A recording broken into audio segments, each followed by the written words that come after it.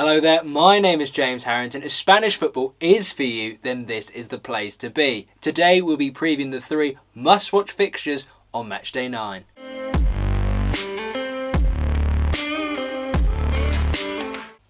Let's start with 2 teams that dismissed their respective managers during the international break and hired new coaches. That is Levante and Getafe. Now Levante dismissed Paco Lopez after defeat to Mallorca, leaving Levante top of the relegation zone. Paco Lopez was La Liga's longest serving coach. However, his Levante side had not won a league match since April against Eibar. Levante are known for being an attractive brand of football, attacking dynamic, and as well they were slippery opponents for the bigger teams in La Liga like Real Madrid. But not having won a match in 16 matches meant Los Granotas dismissed a man who'd been in charge since May 2018, secured them 15th, 12th and 14th place finishes across the 3 seasons that he was in charge. In steps Javier Pereira. Now I'll be honest, I don't know all too much about him. He seems to have spent the predominant amount of his coaching career as an assistant at a number of Spanish clubs, but also working abroad at the likes of Fulham, Watford and Maccabi Tel Aviv, working under the likes of Slavica Jokanovic, who is now the manager of Sheffield United. Fortunately for Pereira, he has a number of talented players to call upon. Martí, Morales, but the big problem for him is the number of injuries. The likes of Mikel Moussa, Jose Campaña, Enis Bardí and Roberto Soldado are all ruled out. We now turn to Getafe. Now they've got rid of their manager Michel, who returned to the club in the summer after a decade of being away for his second stint in charge. However, it hasn't worked out for him. He's only been able to muster a solitary point, which they got in their draw against Real Sociedad in the match before the international break. Unfortunately for Michel, he now has the record for presiding over the 2 joint worst starts in La Liga. Previously, he did that at Malaga in the 2017-2018 season. Now, if you haven't seen my other video, Fallen Giants of Spanish Football, do go check it out. When Michel came in less than 6 months ago, his objective was to play a more attractive brand of football. However, when you watch Getafe this season, they seem incredibly disorganised and they seem to be overcomplicating things. The side were only able to score 3 goals in the opening 8 matches but conceded 13. Therefore, Michel is now gone and they brought in a familiar face. They've gone with someone, again, who knows the club. And that is Quique Sanchez Flores, who's come for his 3rd stint in charge of manager of Getafe. He's managed them 49 times before, first in the 2004-2005 season, briefly in 2015, and as well, his children are in the youth ranks of the team. Like Javier Pereira, Quique Sanchez Flores has the problem of not having a pre-season to embed his own philosophy, but I imagine it'll be some form of compromise between the defensive rigidity under Bordalas and, well, it was an attempt, wasn't it, but the more attacking style of football of Michel. With Quique Sanchez Flores, the one thing that he does have in his favour, though, is the run of fixtures after the match against Levante. The next 3 are against Celta Vigo, Granada and Espanyol. All teams in the bottom half of the table, so be really looking for a strong start.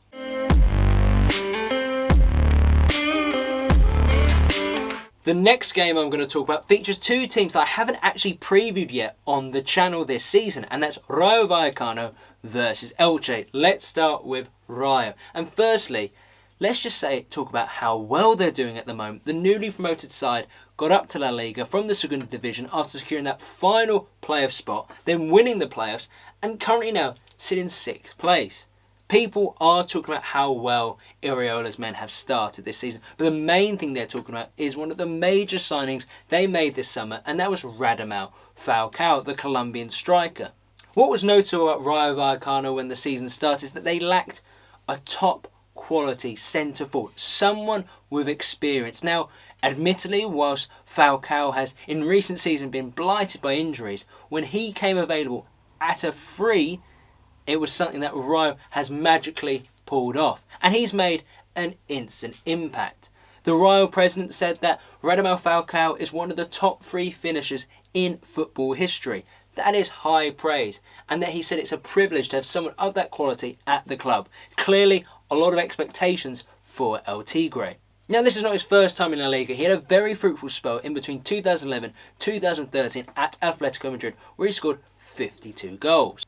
And since he's returned to La Liga, it's like he's never left. Getting a goal in his debut, getting a crucial goal to give them the lead against Cadiz, and the winner against Athletic Club. What people as well may not realise is the pay cut Falcao took in coming to the Madrid-based side. At Galatasaray, his former employers, he was on €5 million a year, whilst at Rayo, he's on 1.2. Now, enough of me talking about Falcao, let's talk about their performances. Now, when Rayo were promoted, my expectation, as I think many people's were, was for them to get relegated straight away. And it looked likely. They lost their opening 2 matches. But then they pulled together 3 wins on the bounce, only for that winning streak to come to an end on Matchday 8 against Osasuna. The peak of their performances this season has to be that 4-0 thrashing they gave Granada, and that was a really impressive feat. Granada are a well-established La Liga side now who have recently played Europa League football. Rayo are currently 6th, and they are the best performing team of any of the newly promoted sides. The other team to now talk about is Elche. Now, I've yet to speak about them this season. Last season they managed to orchestrate their survival on the final day, and Fran Escribá was looking forward to what was going to be a tough campaign this time around. They've added experience in the sense of Pedro Bigas, Enzo Rocco, Kike Casilla over the summer, and currently they sit 14th, 2 wins, 3 draws, 3 losses. When I think about Elche though, the key things that stand out in my mind is, do they have enough goals? Do they have enough creativity? And let's just focus on the goals firstly. They have Lucas Boyer, who they've signed on a permanent over the summer, and Guido Carrillo. 2 players that aren't exactly going to get you tons of goals. Over the summer, they brought in Lucas Perez. Now, admittedly, he had a trouble last season at Mendizorroza for Alaves, but let's not forget in his first season at Alaves, he did hit double digits. And they've also brought Benedetto on loan from Marseille, who got them the winning goal in their first home win of the season against Celta Vigo in the match for the international break. But then we talk about the creativity aspect, and a key player, someone who's really stood out for Elche and someone I want to shine a spotlight on, was one of their January loan signings in the previous season from Girona, Johan Mejica. Now, over the summer they've signed him on a permanent, and the Colombian has been a real asset for them. Only one of 2 players to play all 8 matches for Elche. Seems very settled, seems to be a great attacking threat going forward, even though he's normally a left back, can be deployed as a winger, and has been responsible for 4 big chances created for Elche. Someone else got a goal against Villarreal, and he's been recognised with an international call-up for Colombia. If I was Rayo Vallecano, if I was to think of anyone in particular they need to watch out for, it's Johan Mejica.